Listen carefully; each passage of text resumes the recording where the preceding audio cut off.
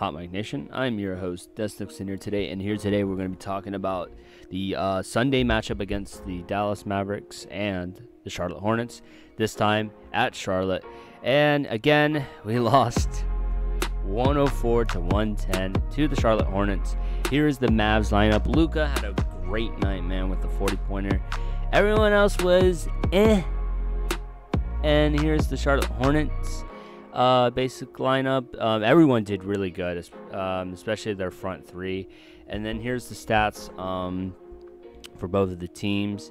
Now, if you may heard, Luka is going to be facing a 1-game suspension after his 16th technical foul, and basically will miss the Pacers game. So we will not see Luka going against the Pacers.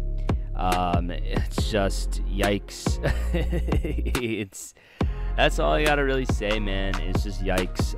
This team is struggling. They're struggling bad, and it's just, I don't know. There's really no uphill from here. Especially now that we don't have Luka. Kyrie's been not bad, by any means, but definitely compared to the value we've given up on the trade, he hasn't definitely been living up to what we wanted. And this whole team has just been very underwhelming. Like, Luka was basically the team that whole game. He was really efficient at the three. We were seeing early Luka, and Luka was going off. And then, unfortunately, we won't have our superstar to go against the Pacers. So now we're out with our flipping. Basically, we're out with our leader. And we've already seen what the Mavericks have been able to do without Luka, and they have been able to not do crap without Luka. So it's going to be more of an extra struggle now that we don't have him, and we have to now figure a way how to work with the roster we have. Now, Hardaway is back. I'm not saying that that's a bad or good thing. Hardaway, to me, has been so 50-50. There'll be one game he's really good, and then there'll be the next game he's so off. We'll see what Kyrie will do against the Pacers tonight.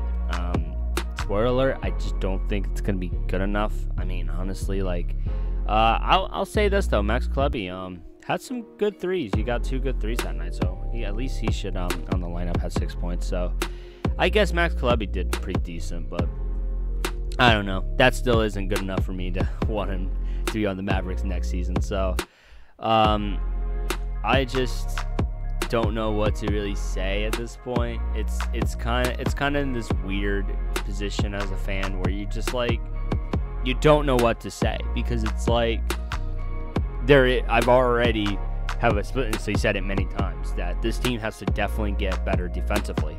If they don't get better defensively, man, they're just going to continue to struggle, and there's nothing that we could do about that, man. There's nothing I can do about the team struggling, but it's just going to be interesting to see where this team's going to be, what they're going to do, what's next.